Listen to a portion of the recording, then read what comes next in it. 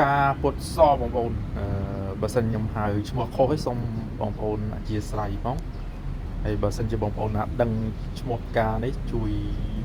ប្រាប់ខ្ញុំផងបើសិនជាខ្ញុំហៅឈ្មោះខុស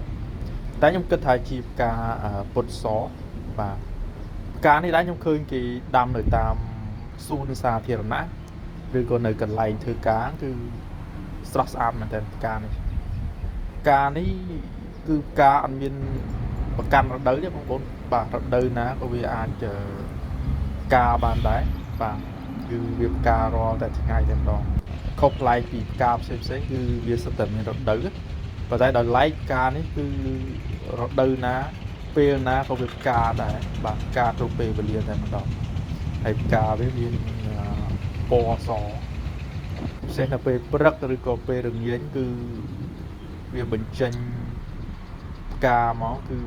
ស្រស់ស្អាតមែនតើបងប្អូនផ្កាវាពណ៌សរីកស្គុះស្គាយអញ្ចឹងបងប្អូនដូចបងប្អូនឃើញនៅក្នុងវីដេអូអញ្ចឹងគឺ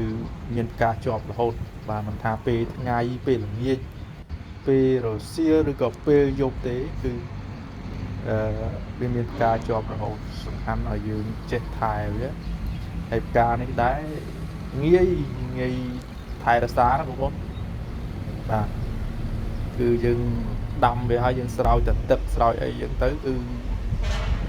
គឺវាដុះហើយបងប្អូនបាទងាយដុះមែនតើងាយថែទាំមែនតើបាទអរគុណបងប្អូនដែលតាមទស្សនានៅវីដេអូនេះបាទហើយផ្កានេះដែរបើសិនជាបងប្អូនចង់រកទិញអីគេមានលក់នៅកន្លែងលក់កន្លែងបដោះកូនឈើបងប្អូនអាចទៅរកទិញបានខ្ញុំគិតថានៅកន្លែងណាក៏គេមានលក់ដែរផ្កានេះបងប្អូនបាទខ្ញុំឃើញគេទិញយកមកដាំច្រើនទៅនៅតាមទីសាធារណៈឬក៏នៅកន្លែងធ្វើការផ្សេងគេចូលចិត្តដាំផ្កានេះបាទផ្កានេះដែរបើសិនជាយើងនិយាយពីក្លិនរបស់វាដូចក្លិនរៀងកពុលដែរវាអត់សូវក្អូបទេបងប្អូនបាទក្លិនរៀងកពុលដែរទេបាទប៉ុន្តែវាស្រួលថែទាំហើយផ្កាវាស្អាតផងបងប្អូន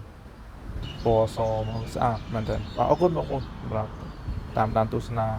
វីដេអូសូមអរគុណសូមជម្រាបលា